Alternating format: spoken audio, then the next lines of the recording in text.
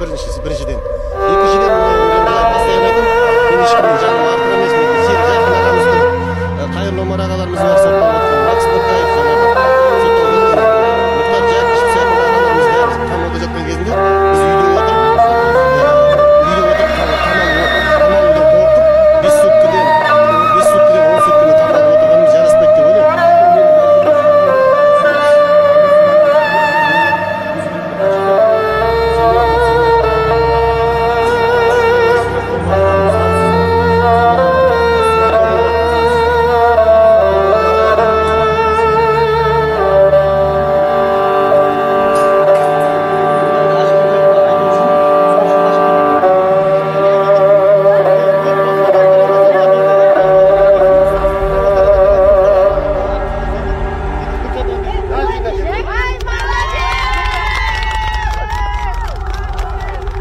Қысылып жүргендерде аналардың кішкене болса да жүрегін жұбатайын деп осындай акция жасау үшін әдейі өзім соңғы ақшамды алып келдім.